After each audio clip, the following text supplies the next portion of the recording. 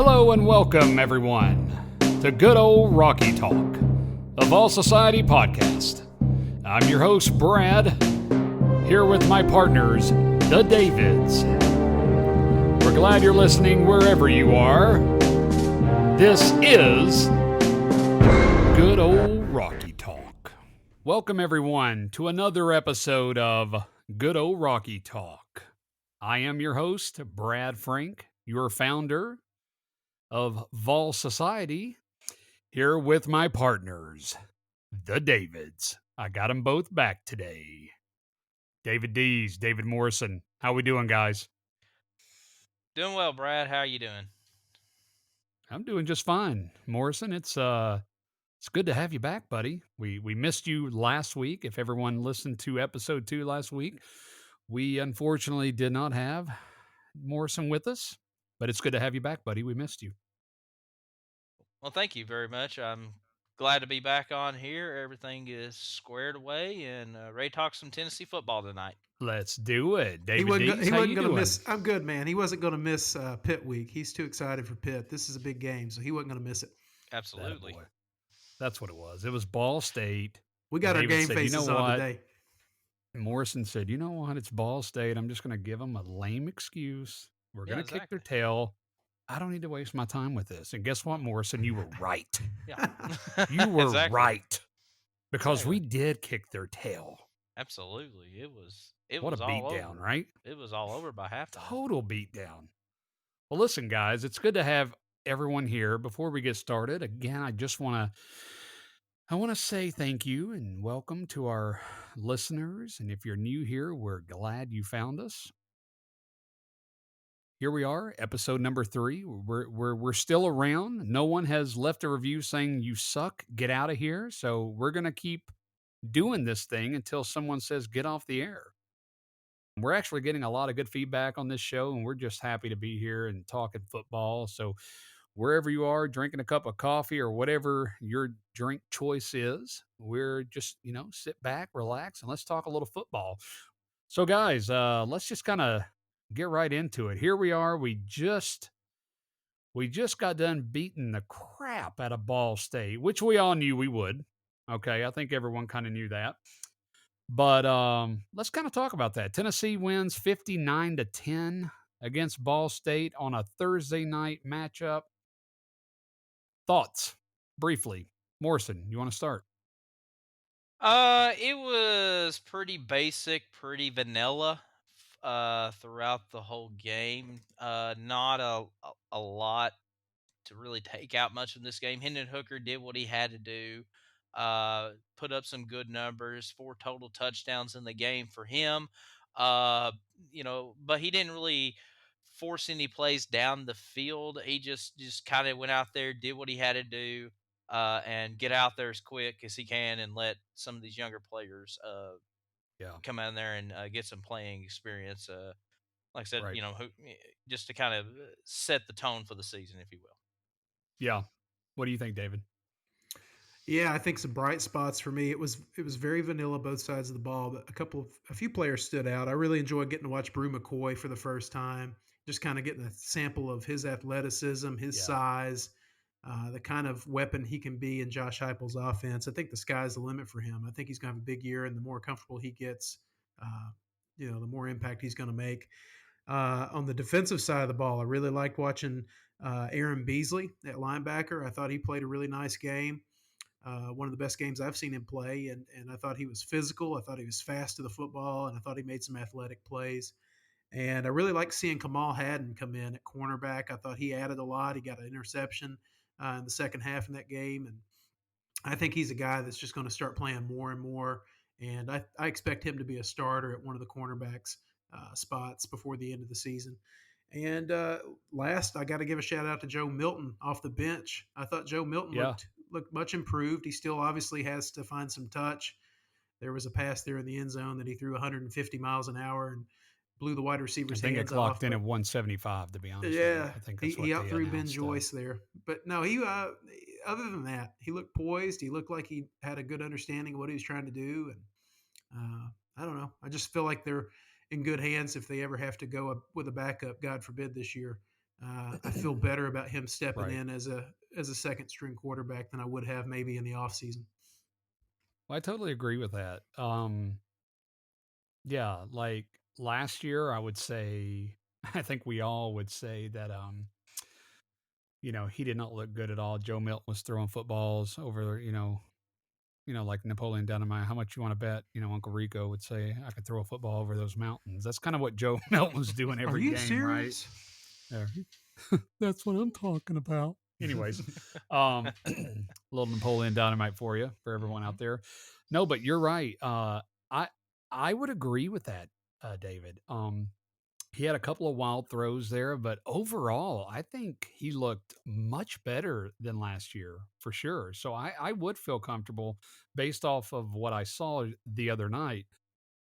I would be comfortable if he had to come in and step in. It looks like he has improved since last year, so that's definitely a plus.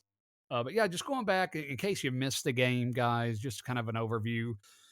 Hooker, he did throw for 222 yards, two touchdowns, and ran for two touchdowns. So, I mean, you look at those stats. I mean, the guy did obviously what he needed to do. That's just one half. Correct. That's one half as Joe Milton came through.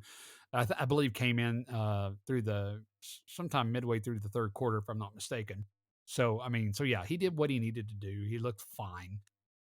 And then, of course, we had Jalen Wright. I think he led Tennessee the ground game with 86 yards and a touchdown, if I'm not mistaken. So a nice night for Jalen Wright. A couple of notable things I thought would be worth sharing. Hooker, he extended his streak of games with having thrown a touchdown pass to 13. That is now tied with Tony Robinson back in 84-85 for second all time in Vols history behind Heath Schuler's 18. We all know Heath Schuler from 92 to 94. He's going to break that record this year if he stays healthy, right? That's right. I was And then thinking the same thing. Hooker's two touchdown passes gave him 33 in his 2-year career at Tennessee. That's 10th on the all time list. Wow. Yeah. And then Vols receiver Cedric Tillman, he had his streak of 7 consecutive games with a touchdown reception come to an end last Thursday. But that's okay. But Tillman is Tennessee's all time leader. Tennessee has scored 45 or more points in its last 4 games. That is tying a school record set in the last 4 games of the 1993 season. So pretty cool stuff to kind of look at since Heupel's been around, which is awesome to see. Yeah, so guys, let's go on to the next. We don't need to talk anymore about Ball State. I mean, that game was pretty much just what we thought it would be. Our predictions were pretty much spot on for that game. And I do agree with you guys.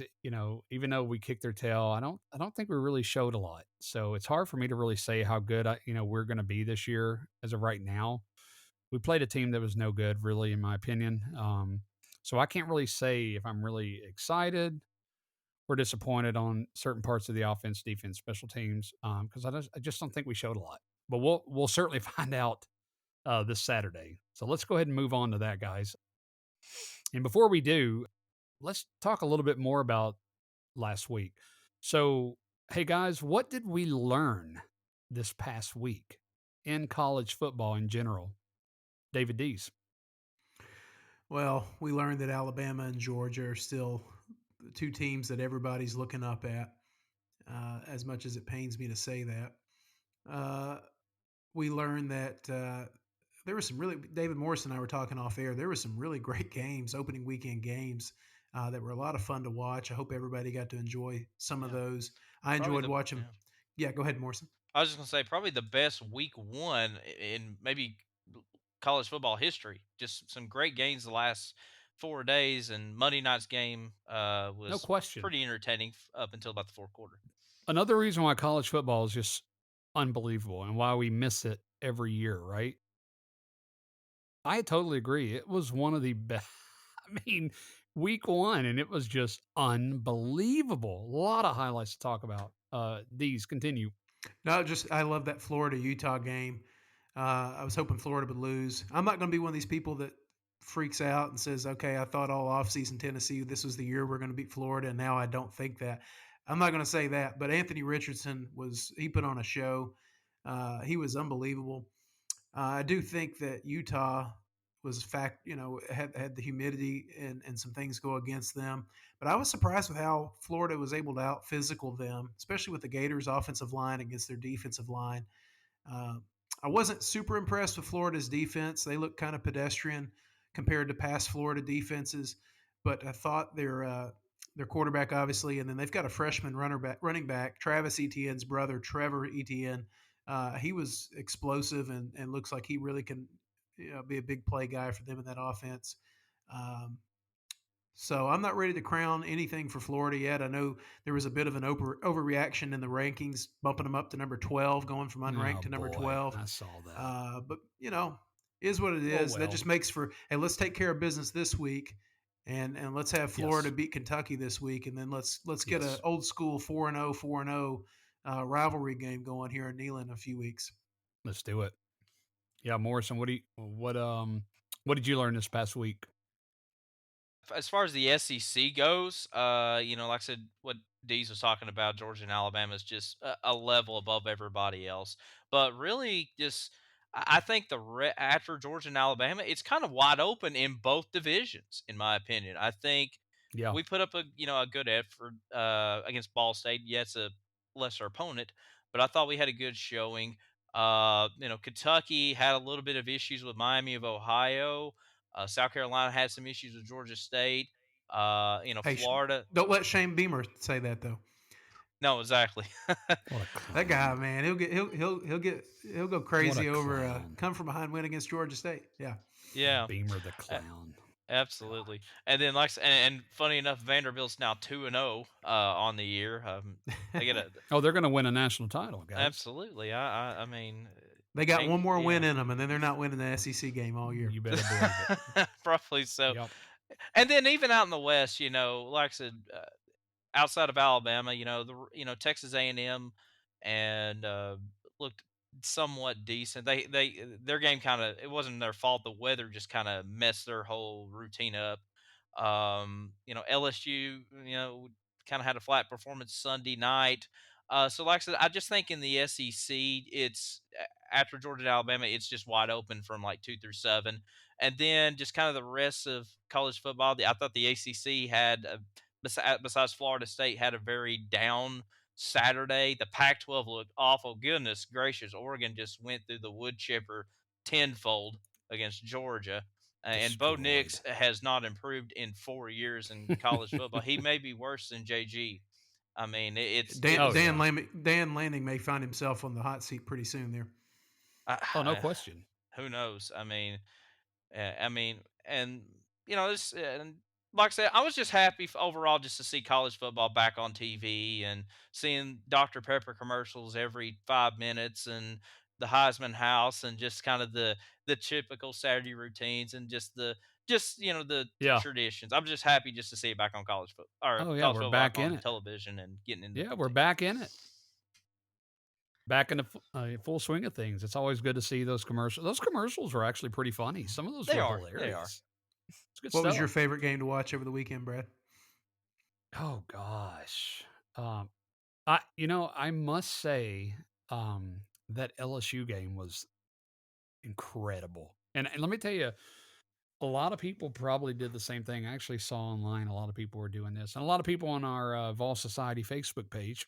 By the way, if you're not following us on Facebook, Twitter, and the works, Vol Society, get on there and follow us.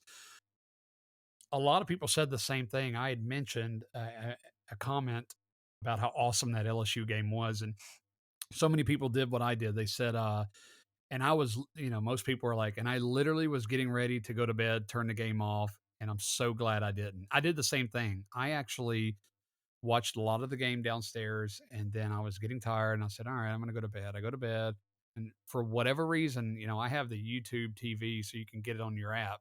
Mm-hmm. And I lay Same in here. bed. I'm like, all right, I just need to, let me just put it on one more time and just see what's going on. Gosh, am I glad I did. It was an incredible ending. Incredible. So It's like a I have to movie. say, I'm very glad I did turn it back on. So that was probably my most exciting game.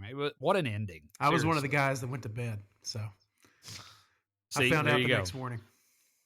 Through a text from me probably at like 7 a.m. I think I texted you, right? At like 7 a.m. saying, dude, you just missed a heck of a game. All I It know was is Jared incredible. Verse for Florida State is a heck of a player, and He Tennessee is. just narrowly missed out on him this past Yep. offseason. If he was on this roster, Oh my oh gosh. man, what a handful he'd be. Definitely. Definitely. Yeah, so that would be my favorite game. Real quickly, what did I learn? Just to share what I learned this past week in college football. If you watched the Georgia Oregon game, I think you learned that the SEC is the strongest conference in the game. Period. Mm-hmm. I think you learned Well, that you number learned one. with Utah losing at the Swamp and Yes, Arkansas beating Cincinnati. They showed really well. The only loss was LSU of the whole no weekend. question. But so many people thought this was going to be a game. Okay, Georgia and Oregon. So many people did. I have a guy I play golf with. Quick story: I was golfing with him this morning. Great guy, older guy, retired. So yeah, his neighbors are huge Georgia fans, and they invited him over, right? And they said, "Yeah, come watch the game on our back deck. We're gonna watch it, and since we're playing Oregon, it's gonna be a heck of a game, probably low scoring to the wire, all that, and we're gonna play a drinking game too." And he's like, "Okay, what is this?" And they said, "Well, you got to take a shot every time Georgia scores. All right." God, So this guy, and is this I serious? look at this guy and I go, and this guy, I'm telling you, if you saw this man, this guy, by the way, he's fantastic. I love this guy, but he doesn't drink a lot. And I said, and you actually did it? He said, you dang right I did it. He said, I couldn't back down. He said, I'm telling you right now, I was drunk. I'd And say he so. said, I wasn't no good to anyone the next day. He said, I stayed in bed most of the day. I said, golly. He goes, well, I wasn't expecting that to happen. I mean, gosh, Oregon, you think they'd be good. I said, they're not. I said, come on, man. I could have told you that. Anyone in the SEC can tell you, don't mess with the SEC. That's all I'm going to say about that. No, and don't ever go watch a football game with Georgia fans. Good grief. Oh, gosh. You want to be No. barked at the whole time? I know, right? Anyways, I had to share that because it was kind of funny. I was like, wow, you must have been feeling pretty good. But anyway, so yeah, so that's number one. Number Shoot. two, as David Dees mentioned, Florida. We found out that Florida does have a QB in Anthony Richardson. Could present problems for us. We shall see. He did have over 106 yards rushing, averaging 9.6 a carry. So I'm a little worried about him. We need to figure out how to contain that guy. But as David said, I wasn't impressed with their defense. Really, anything else for that matter. We have to figure out how to contain that guy though, or he could be trouble. Okay, that's just the bottom line. So we learned that. Number three, I think if you if you did catch the South Carolina game, I think we all learned that you were validated that Shane Beamer is a clown, and Yeah. and he acts like a total idiot with his excitement.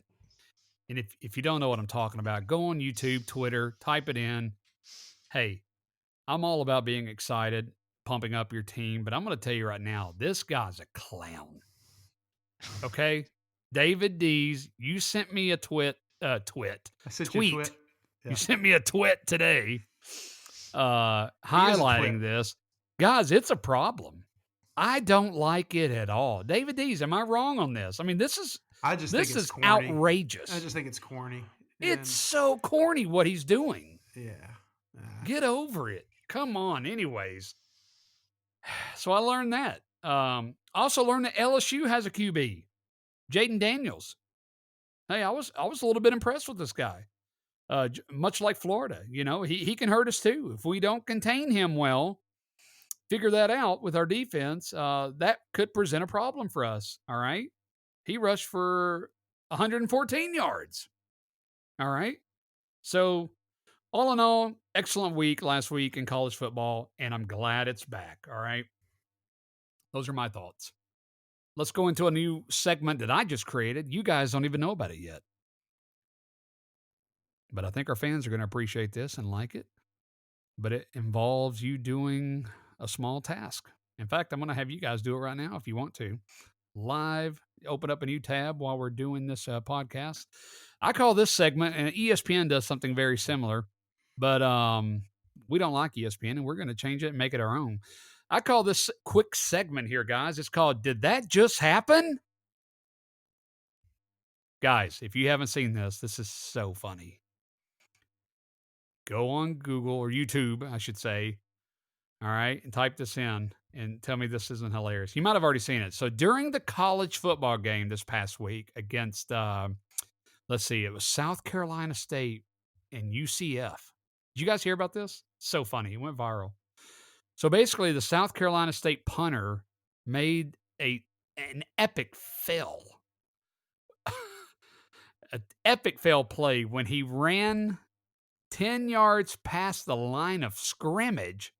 And as he was about to get manhandled, decides to punt the ball. It is hilarious. And here's the thing, it was like 4th and long. Okay? It was like 4th and 20 or something like that. 4th and 25. This guy ran an incredible run. He ran like 15, 20 yards. And then as he's about to get hit, he freaks out, loses his mind. I'm not kidding you. And just punts the crap out of the ball. And everyone is stunned. Players just kind of stop. Referees are like, and the announcers are the best part. They're like, one of the announcer goes, okay, that was very illegal. And I mean, it was the funniest thing. It was so great. So, anyways, that's our segment. Did that just happen? If you want a good laugh, go on to YouTube, type that in. It's fantastic. Who were the two teams again? Yeah, it was South Carolina State, UCF. Okay. It's fantastic. I'm telling you, it was incredible. Anyways, so that's our segment. Did that just happen? All right, guys. We have Pitt Saturday. And I'm going to tell you, I'm going to be honest with you. I'm a little nervous. I know we can beat this team, but this is our first big test of the year on the road. Johnny Majors Classic. I got to tell you, man, like, I'm nervous because I want this win and we need this win. I guess we don't, let me rephrase, we don't need this win, but it would be a big, it would be a big win for us. So I want to talk about it a little bit. So let's start with, I guess I'd like to hear from you, Dees, and Morrison about Pitt this past week. By the way, another incredible game. Pitt That's and a West game Virginia. of the year candidate, and it's week 1. But if you didn't check out the Backyard Brawl, it's going to be incredible. one of the best games of the year. It's going to be hard to beat that. It is. So Pitt won 38-31, okay, against West Virginia, which is arguably one of the best games of the year right now. It is incredible. Guys, I've talked enough. I want to hear your thoughts. What are your thoughts on Pitt? How did they look to you? And what are your thoughts going into Saturday? Who wants it? Dees? I'll let Morrison go first. All right, Morrison, go. Thank you. My thoughts on the backyard brawl. I mean, it was it was literally a backyard brawl. It was a great game, like you mentioned. Two rival teams that hadn't played in a long time. I thought my first thoughts of the game was the quarterback Keenan Slovis. I thought at times he held on the ball a little too long, especially on third downs. West Virginia brought a lot of pressure to him, and that's something that we need to take advantage of because I just it's one of those things you don't just like gradually just change that from one week to the other. It takes a little while to get that confidence going, and we need to strike it while it's hot right now. Right. I thought Ronnie Anderson, the running back, looked really good. Even though he was banged up in that game, he still put out a valiant effort, and he's a big old running back. It's going to be a load to kind of take down. So hopefully our guys will be ready on that defensive line, our linebackers, because I think they're really going to rely a lot on him. It just depends on his health. As far as the defensive line goes, it looked solid for the most part. They had an injury. One of their best players got hurt, so we'll see his status coming up as the week goes on. But as far as like their secondary, I thought West Virginia did a really good job kind of getting past them. And I think we got obviously better wide receivers in West Virginia. So that's kind of gives me a little bit of hope uh, for Hendon Hooker and for Tennessee is to go after these corners because, like I said, they're gonna be going up against Cedric Tillman, 1,000-yard wide receiver from last year. Brew McCoy, a big wide receiver. Jalen Hyatt, Squirrel White, Ramel Keaton, the two Jimmies. I mean, those are fast wide receivers. So I'm interested to see can Tennessee hang in there with them. And and as far as Hendon Hooker goes, this is going to be his fourth straight year playing Pittsburgh, and I have his numbers. Um, in 3 games he's played against Pitt, then this is all the numbers combined together. So he's 38 for 56 for 601 yards, 6 touchdowns, and 2 interceptions. Uh, in like I said, this will be his fourth game coming up playing Pitt. Like I said, he played against Pitt when he was at Virginia Tech the first couple of years, and then he came in when Joe Milton went out last year and put up a valiant effort, which that's how he got the starting job. So I feel confident, Hendon Hooker, as far as he knows this team. He's played them now 3 years in a row.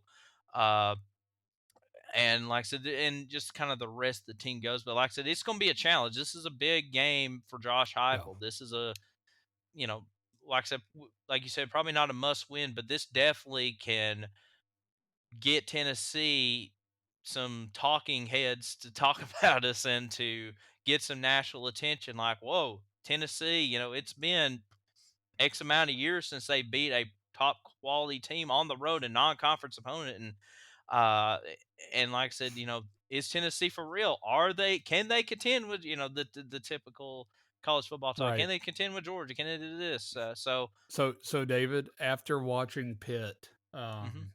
kind of analyzing them the other night, where can they hurt us I think where they could hurt us uh, or make it a is challenge for us? Where we need to be on top of our game. yeah.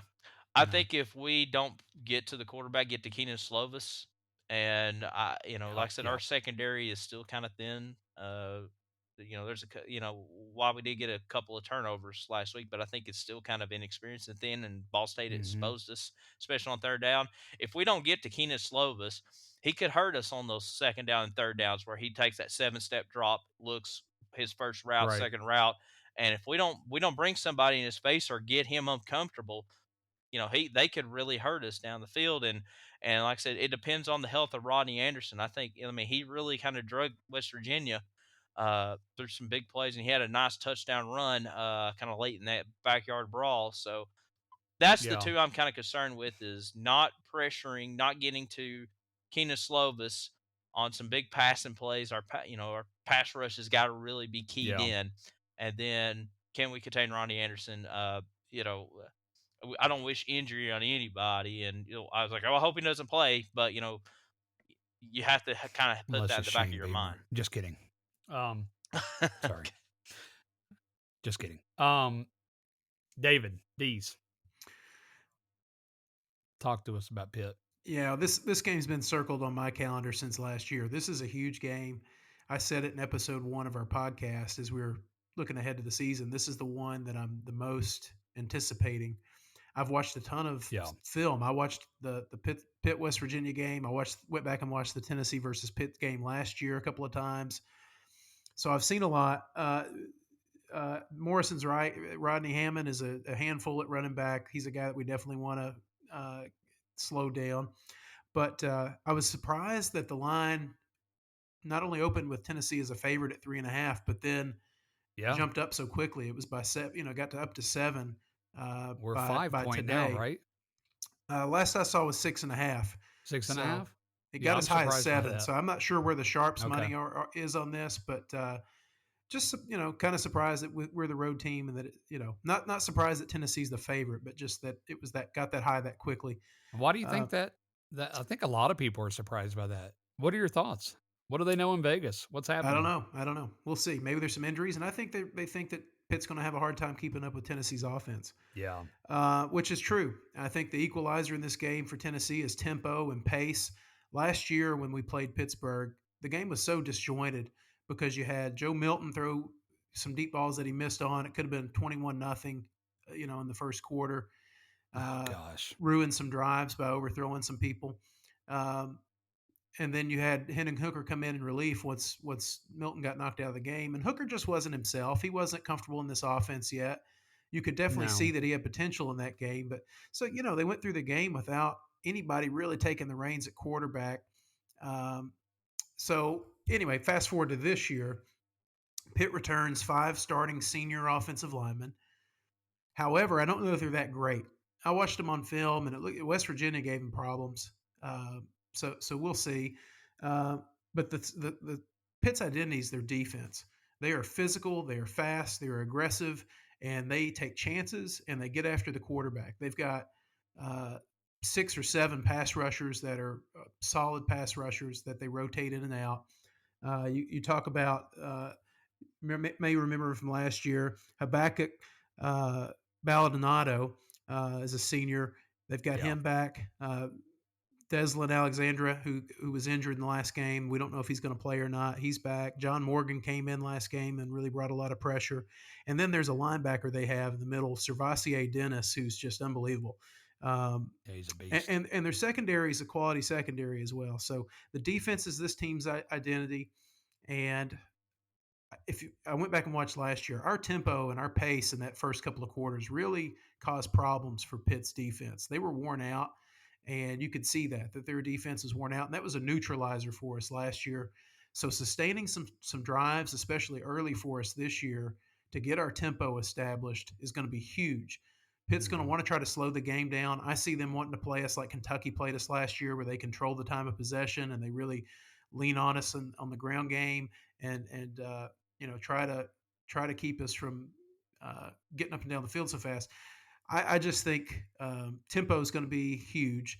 I think we have wide receivers who can win out on the edges. We're really going to attack the perimeter of Pittsburgh's defense more so than West Virginia did last week. So we're going to get those cornerbacks in a lot of one-on-one matchups, and with our big physical receivers on the outside.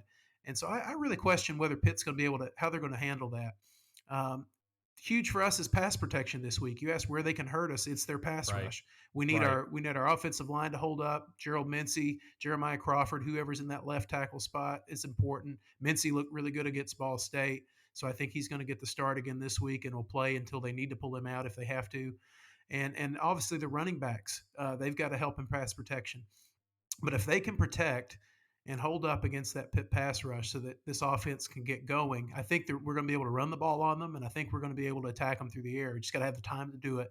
And the X factor to me is Hendon Hooker's legs.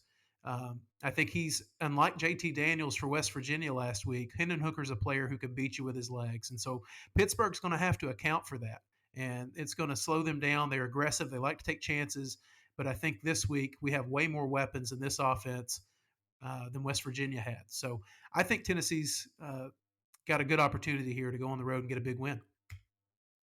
I agree. I agree. I think it's going to be a good game.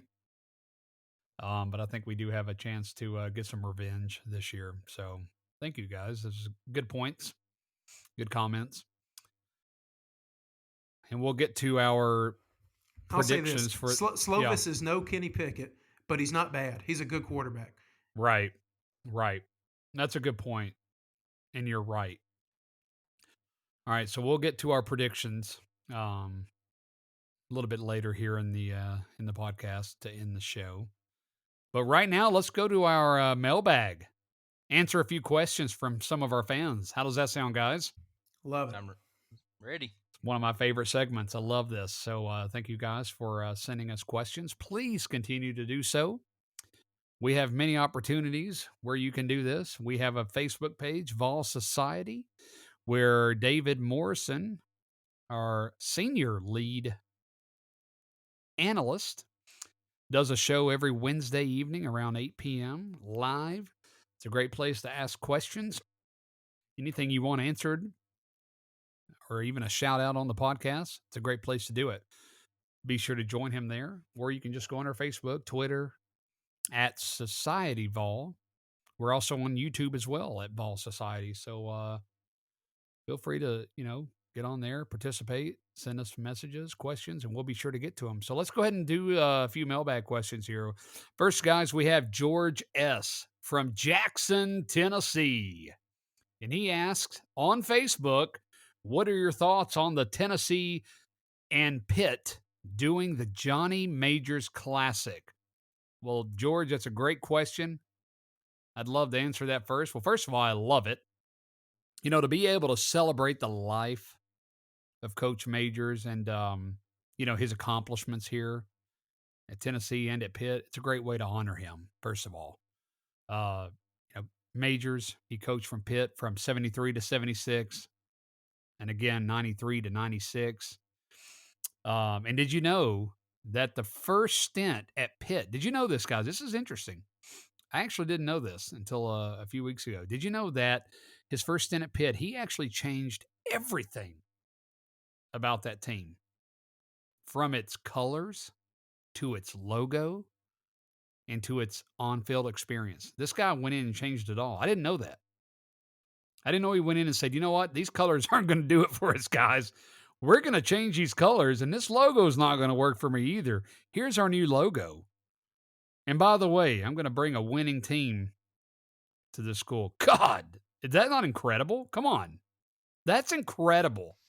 He had the blueprint to lay out to win out there. Bingo. I just think that's incredible. And did you know when he started there at Pitt, he inherited a 1-10 season team. And what he do? Led it to 4 straight winning seasons and winning a national title in 1976. Gosh, what a legend. Yeah. Didn't Tony Dorsett win a Heisman when he was there? Sure did. That's correct. Yeah. So I mean, that's a huge accomplishment in its own right. Yeah. And then we all know he came to Knoxville in 77. Yep. He coached And until Johnny come marching 92. home. Yeah, he coached until 92. And this is great, guys. At Tennessee, he went 116 and 62 and 8 at Tennessee. Gosh. A true legend at both places. And a heck of a player. All-American And in a 56. heck of a player. We're not, oh gosh. Two-time SEC MVP award, second in Heisman voting, lost to Paul Hornung and should have won the Heisman. Second of all to be screwed over for Correct. the Heisman Trophy. Correct. Just a legend as a player, legend as a coach. No question. So George, hopefully that answers your question. Love it. Love the idea of this matchup, and I hope it continues. I mean, it's the guy needs to be honored, and this is a great way to do it. So that's my thoughts. Morrison, Dees, you guys have anything you want to add to that? I think Nothing you else to covered it. add. Long live King Johnny. He's awesome, and I hope he. Unfortunately, we lost him in 2020, but he's beloved by both fan bases, and I wish he could see the game and the classic being played. Attack, No attack, question. attack. Always attack. That's my first thought Love of it. Johnny Majors. Oh, fantastic. That's awesome. All right, guys, let's go to Lisa K from Macon, Georgia. We got some Georgia people up in here listening to Vol Society. Vol Nation's all over, man. You Been through ain't Macon many lying. times going to Florida for Lisa vacation. K. That's right. Lisa K, thank you so much for listening. She comes to us from Facebook as well. She says, besides Neyland Stadium, what is your favorite game day environment? That's a good question. David Dees. Wow. Great. It's Lisa. Great question, Lisa. Outside of Tennessee, I'm trying to think of ones that I've been to. I've never been to LSU, and I would think in the SEC, that's probably the one I'd like to get to the most. It's probably the most comparable to Neyland Stadium. You always hear about Baton Rouge and LSU at night. So I would love to see that. That's on my bucket list. I've been to Auburn. I've been to South Carolina. I've been to some of the good ones, but I would have you been to say, Bama? I have, yes. Yeah. I would have to say, gosh, Auburn's was pretty good. Nothing compared to what we do here, but it was pretty good. Yeah. That's just why was it pretty good? What stood out to you at Auburn?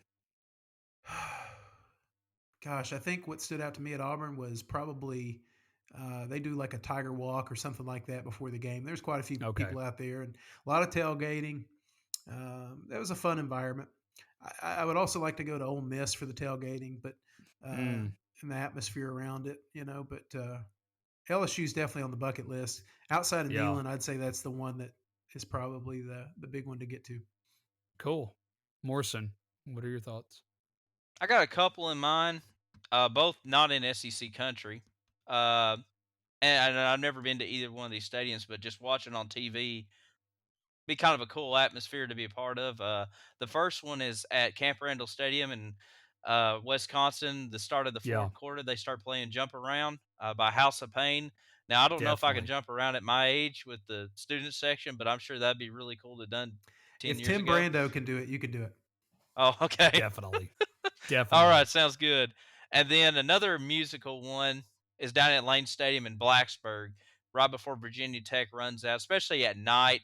You get Enter Awesome. Sandman cranked up.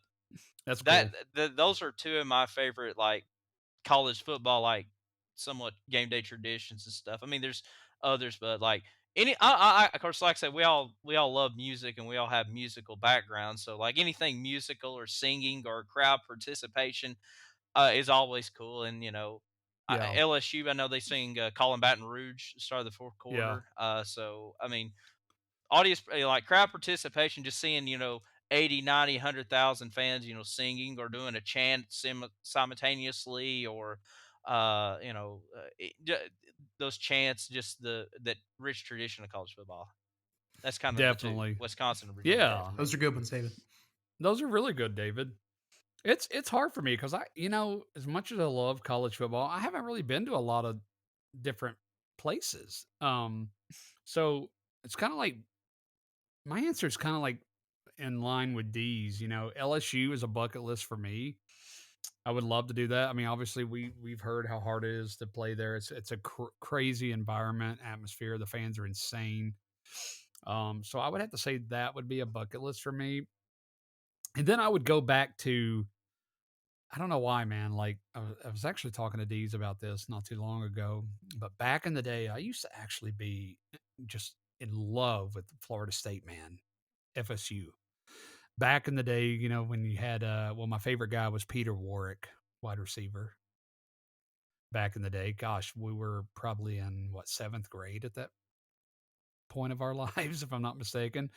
But there's just something about it. It always goes back, like you said, Morrison, to like the band and chants and different like rhythms that get you so jacked up and pumped up. And there was just something about that. It's similar to Atlanta Braves, I guess, for you guys, right? Oh I yeah. mean, that is just, gosh. And I love their uniforms, always have. So I don't know. I just feel like that would be an awesome environment. I've never been to a game there as well, but there's something about the band when they're banging those drums and You have Chief just Osceola chanting and that. Renegade run out to Oh the my 50-yard line gosh. with the flaming spear. It's awesome, right? Yeah. So I just think Is that that would what be really cool motivated to see. your summer in Cherokee, North Carolina? Was being the Florida State Seminole fan deep There you down? go. There you go. Hey, awesome spot to be, guys. Cherokee. Shout out to Cherokee. Mm-hmm. If you When I like graduated gambling, go out college, I there. have a degree. I have a degree in sound design, audio technology. I spent a summer there. I got a job. They offered me a job to come and do the sound and audio engineering for a production there, and really cool spot. Hey, talking about bands, I got to mention this, guys. Did you? This is actually quite funny. Did you guys see this in the news that I guess Bama is playing? Who are they playing this week? Texas. Yes. Yeah, Did you see this about the $1 million ban? Alabama's ban.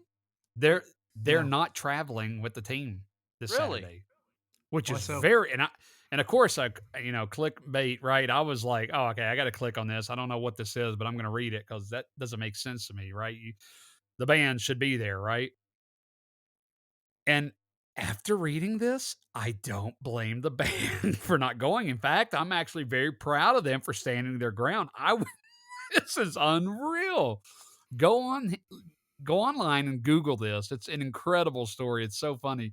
Apparently, Texas is just a total failure. They destroy the bands who come and visit. their stadium for games. Destroy them. And what I mean by that is the visiting band, what they make them do now, they they make them sit in the highest nosebleed section in the worst spot, and they only reserve like not even half of the band can even be there. So they can't even they first of all, they can't even take their entire band because they're only letting them that's how stingy they are.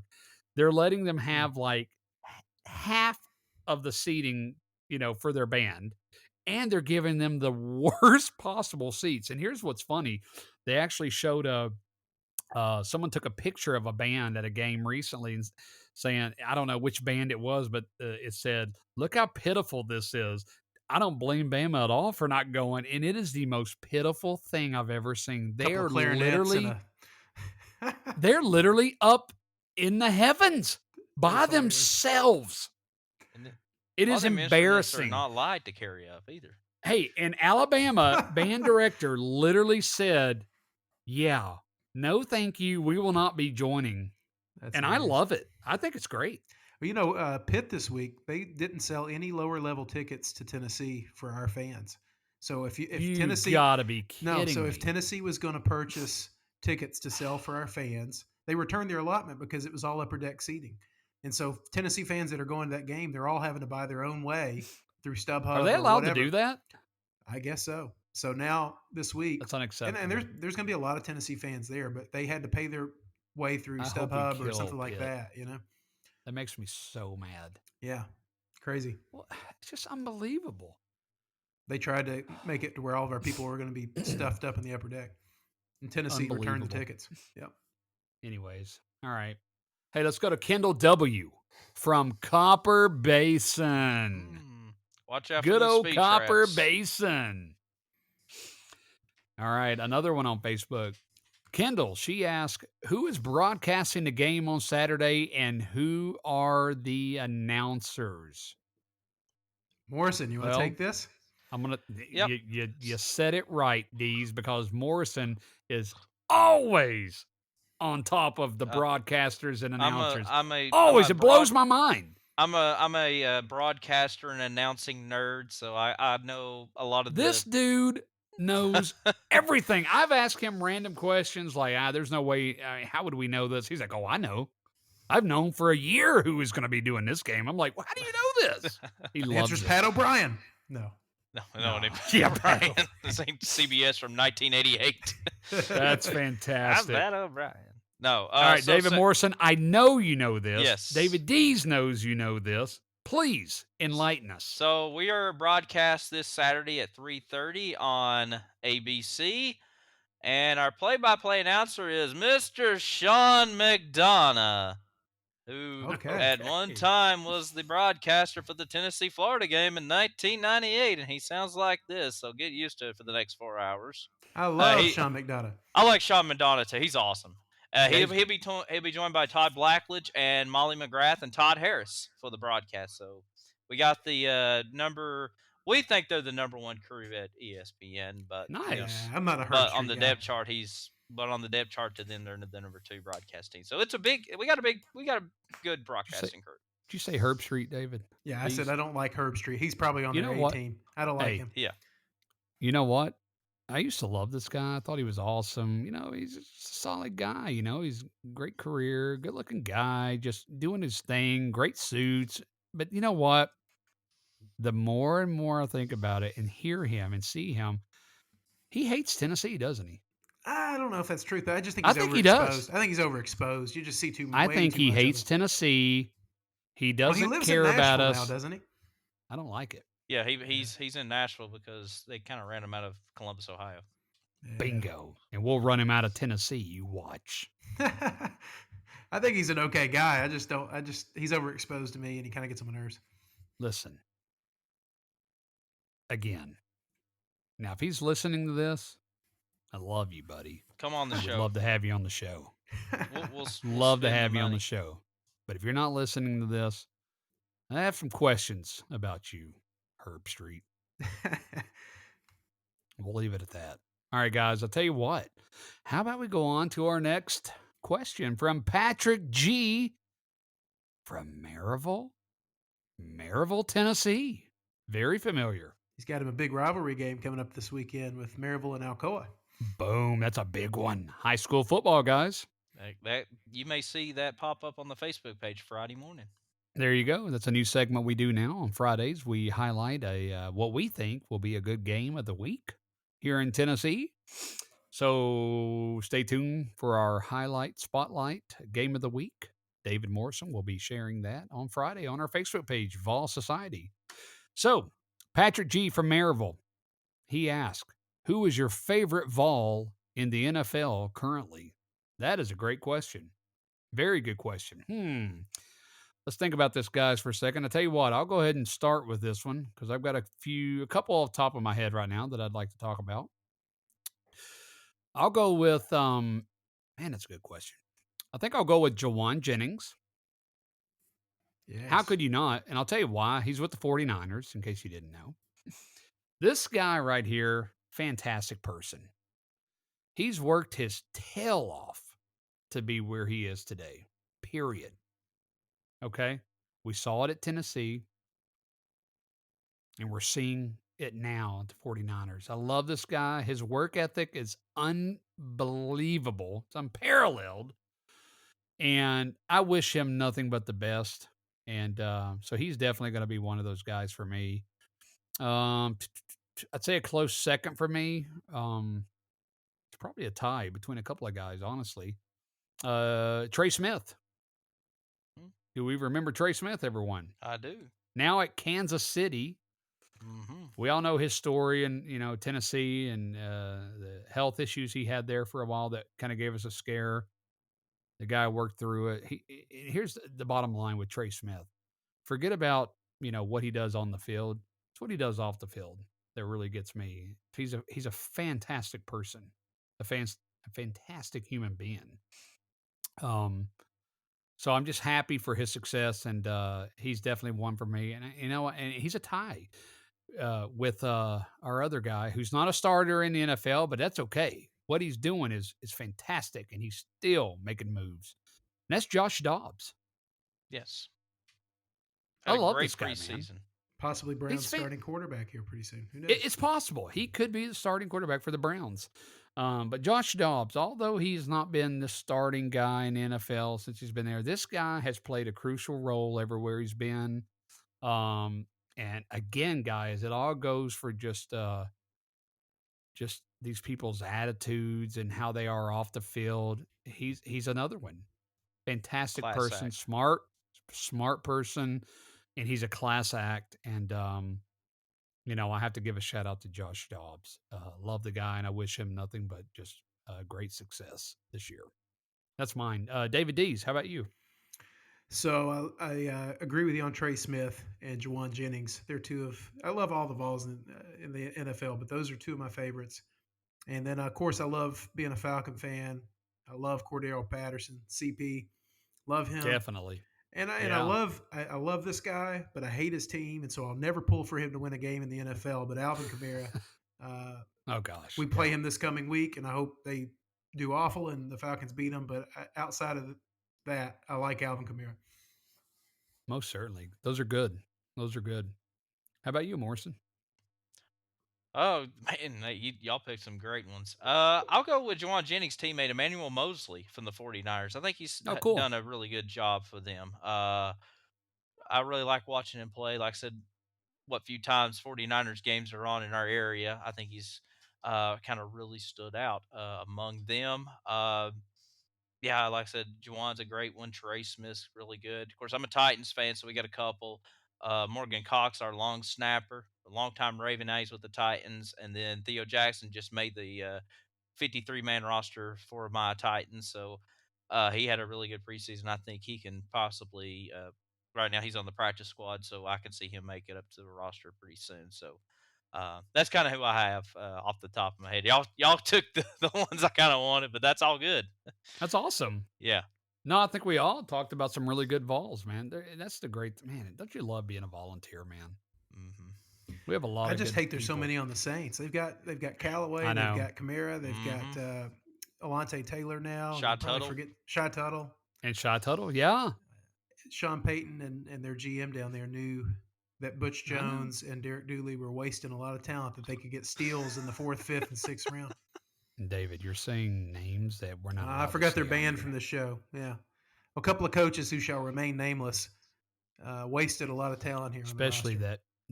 that coach that starts with the B, last name with a J.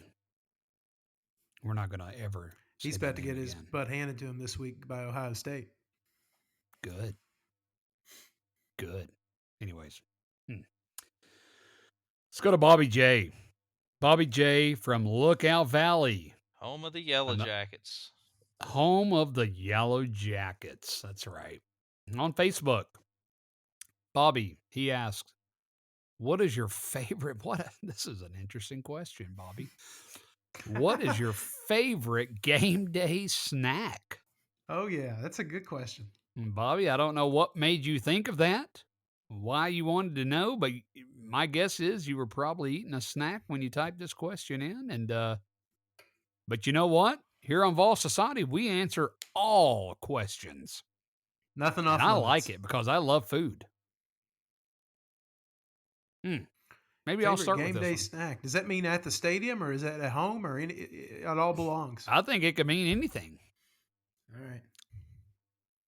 I'll tell you mine. Mine's easy. And we do it all the time here at the house. So my wife makes possibly the greatest game day. We call it game day dip. And it's really more of a meal than just a dip. It is incredible. And it basically consists of a lot of cream cheese. So she puts this in like a big casserole. Now, envision this, guys. It's in a casserole dish, right? One of those big ones. And you layer it. She layers it with like, I don't know if I'm doing the order correct or not, but anyways, it's like an inch or two. I mean, it's thick of cream cheese. And then you throw on like an inch of this chili. And then you do like an inch of like tons of assorted different kinds of cheese, and then you melt it in the you put it in the oven. I don't know how long she does it. That's the key, is doing it just right in the oven, where the cheese, like, oh my god, when it melts just perfectly. And then basically it comes out, and you let it cool for like 15 minutes, and then you get your spatula or whatever, and you cut it into like big squares, however big a piece you want, and you dip it out, right? You just shovel it out, put it on a plate, tortilla chips. Let me tell you right now, it is ridiculous. And we do that every year. In fact, we're going to have that this Saturday against Pitt. So that's mine. It's incredible. How about you, Morrison? I like pizza and wings, so kind of we do that at the Morrison house. I like sweet honey barbecue wings. I'm Mm. I'm You not. can't go wrong with wings. No. No, no, they're the one Never. greatest invention out of Buffalo Oh, it's ever. incredible. Now, let me Yeah. ask you this. Are you a ranch guy with those wings? Kinda. Everyone depends. Depends on what it is. I'm a blue Morrison, cheese guy. no! No! You have to have ranch. I'm a blue cheese I'll guy. have it as a side, but I'm Blue You cheese? got that right. That's blue cheese is disgusting. How are we? Oh my gosh! You just You haven't been just eating it right. ruined. You just ruined wings. Let me guess, and you're chowing down on the celery too, right? it comes Are we with healthy? comes with the Are we meal. being healthy on game day? Is that I've what been we're known to doing have. here? I've been known to eat some celery with blue cheese. Yeah. Game day is not about being healthy, guys. Forget the celery. Well, let me and tell the you the blue rest of my cheese. meal. Let me tell you the rest of my deal. Oh, I'm If I'm at disgusted. Neyland Stadium, I'm doing the Petros. Got to have Yes. some Okay. Petros, right? Petros is good. I love Mhm. Petros. Or a smoky dog and nachos. I got to have some nacho. I love that old. It's probably terrible for you, but the the old nacho cheese stuff with the Oh yeah, those are my jam. yeah, those are good. And I'm like Morrison. If I'm at home, my wife makes these Asian seasoned wings that are very good. They're Asian glazed wings. but I do some blue cheese, and Oh, it is gosh. glorious. And you should all try it. Yeah. Why don't we I'll, make some I'll, I'll try celery to while we're spend. at it? I will say this also, not really a snack, but as a meal. But once the later months of the year, the colder months, mainly after Thanksgiving, my mom will fix homemade chili, and so we will Let's do go. homemade chili, and then Woo! we do the Fritos. We basically Yeah. rip off Petros, and we just throw the Fritos in Hey, there, shout. cheese Do you do regular Fritos or the scoops? scoops. There you go. We do That's the only way to go scoops. is scoops. Yeah, Hey, exactly. shout out the Petros, okay? Up in Yeah. Knoxville. Let me tell you We've got right one now. down here in Hickson. So if you're in I, Chattanooga area, I, Hickson has a I Petros off can't even 153. describe how jealous I am. The one thing I remember when I lived in Tennessee, this is years ago, man, when I would go through Knoxville, I'm not kidding you guys. Petros is incredible. And the orange tea. Yes. Orange tea. It is incredible. And I don't get that now. I'm in North Carolina now. I don't have it. I don't know. I haven't searched for one, but I haven't seen one. But God, there's nothing better than a good Petros. Yep. Incredible. Gosh. Warms your so soul, good. warms your heart. And It warms your soul. It does. You should open one up in North Carolina. Maybe I'll look into that. You should. Maybe I will. It's good food. Yeah. I'm hungry now. That was a great question. Now I'm starving. Seriously. Gosh. You know what? And to be honest, is that not like we all love the football, right? We love watching our boys play and all that good stuff. But I got to tell you, this may sound crazy, but I don't think it is crazy. Like, if I had to rank it, like, put it on a scale, like, it's literally like 1% below watching the game would be like the food Yeah. for me. My wife is does a dip that Hey. she made the Rotel dip this past Yeah. Thursday with the scoop Fritos. Oh Yeah. man. I mean, does it not make Nothing better. everything? The food makes everything better. Sets the stage. Yeah. I mean, it does. The food makes it better. And if it's bad food, your day can be ruined. Right or wrong. Well, that's why college football has to figure this thing out with the expensive tickets now. They're going up on ticket prices. I can stay Yeah. at my home, have my wife make a Rotel dip with Frito scoops. I've got $5 in it, and I can watch the TV. I can go to the bathroom anytime I want to. In luxury. Yeah. You don't Sit have in a my trough recliner in and your watch it. bathroom, do you? You're I not don't have going a to a trough. horse trough to pee. No, and I'm not stepping over peanut shells. You're to get going in there. your own toilet. Stepping across lots of people. Yeah. You're not sitting there On a bench. looking at 10 other people in Hey, the listen, I love face Neyland while Stadium. you pee in a trough. I love going to games. but Right? They gotta quit raising the ticket prices, right? And they got to quit doing that. They got to quit doing it. All that stuff, man. Inflation. I'll give you my report when I go to Akron. Unbelievable. You know what, guys? I was looking at tickets just for the heck of it. Scalpers, man, this should be illegal. They go Yeah. in and buy all these tickets, and then they put them on StubHub. Like, have you seen like some of these games, like Alabama, Florida, and like some of yeah. these tickets are going for like $800? Somebody was selling a ticket for Akron for $1,000. $500. I'm like, you can probably get season tickets for Akron the next 2 years for $500. Is that not crazy? I mean, it's Yeah, a shame. Yeah, it's a quick rich scam. You got to be careful when you're looking on those third party sites. You got to look for like standard price or regional price. Listen, I love my Vols. Yeah. But there's no way I'm paying that much to go watch them play when I can sit right at home, I know. Yeah. eat my dip, go to a real toilet, not a trough.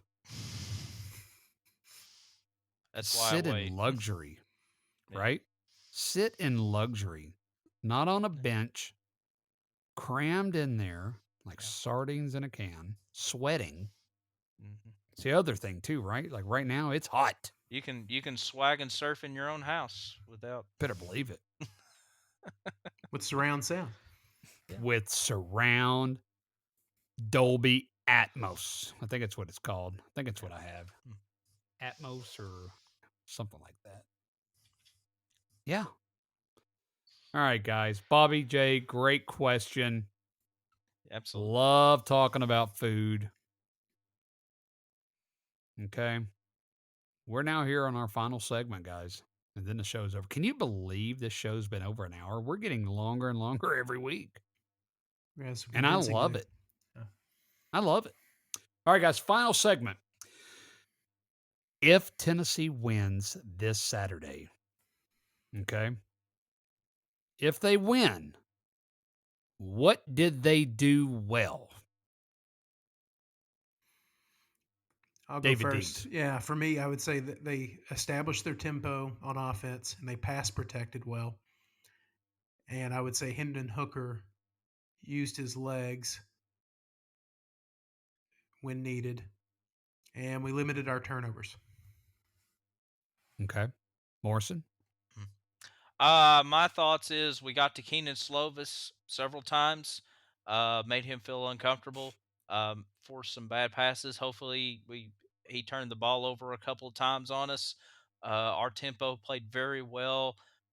We didn't have a lot of silly penalties that hurt us. We didn't shoot ourselves in the foot doing, you know.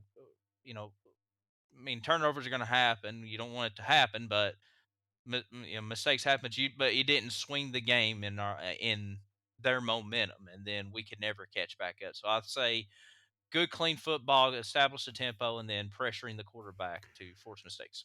I think Tennessee can.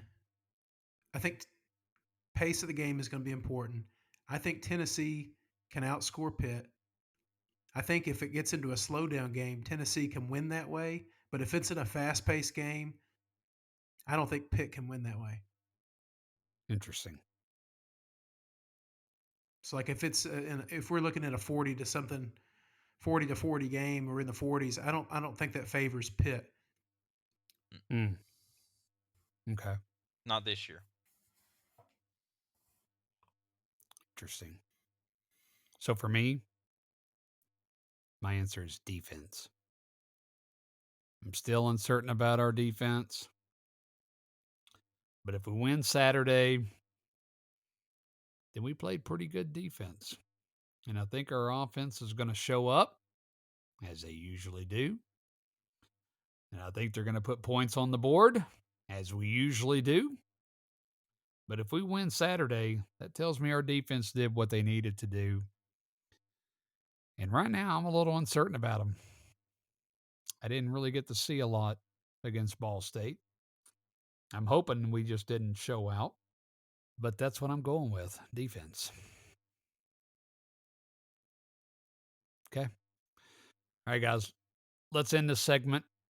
Let's end this podcast for the week with one of my favorite things to do: score predictions. I'm going to say it one more time, guys. This is a big game Saturday, all right? I'm nervous about it. I'm excited about it. But I got to tell you, mark my words, this is a big, big game for the Tennessee Volunteers. And I want to now talk about our score predictions. So let's start with David Morrison. David, what's the score going to be Saturday? I'm going to go with Tennessee 34, Pittsburgh 32, Chase McGrath walk-off field goal to win the game.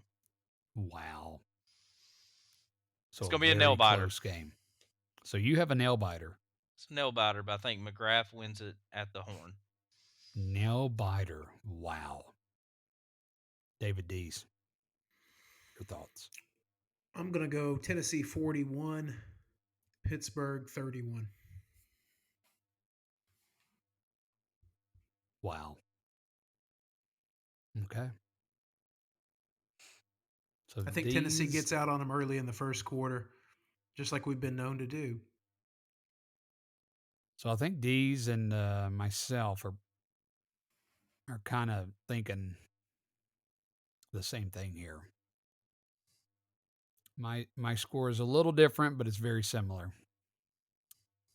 Tennessee 37, Pitt 27. There we go. All right.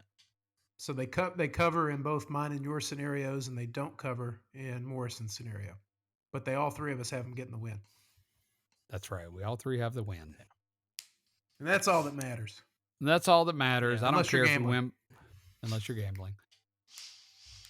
I don't care if we win by 1 point, as long as we get the W. But I for whatever reason, I don't see this as a nail biter. I think I hope you're right.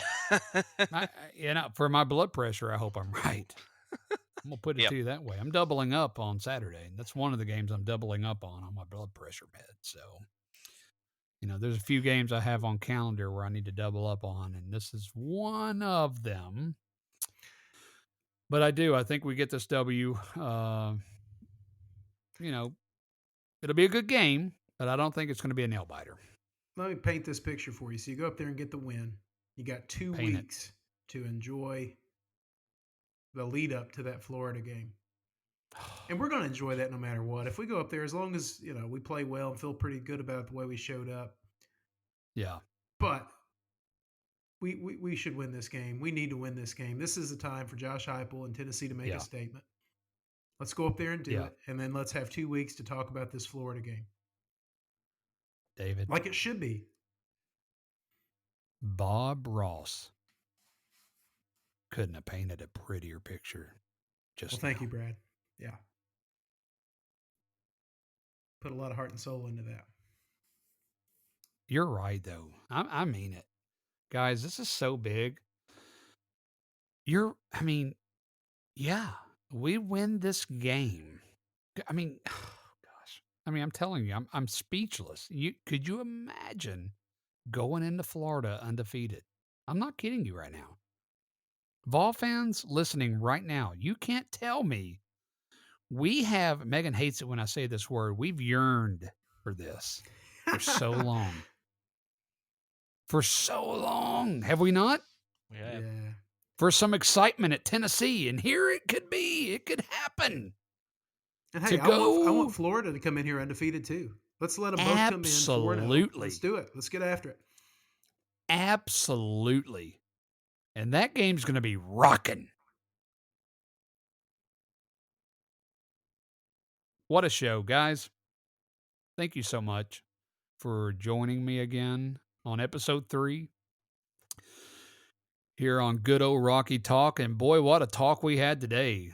Here we are, an hour and 15 minutes in. And here we said at the beginning of this, at the concept of this show, we said we're going to do about a half-hour show. We can't even keep it in a half hour because we're having too much fun. Too much to talk about. Pit week. Let's go. It's Pit week. Big week. For all of us here on the Vols Society Network for Good Old Rocky Talk, this has been your host and founder, Brad Frank, along with his great buddies, David Dees and David Morrison. Good night. Beat Pitt and go Vols. Go Big Orange. Vols.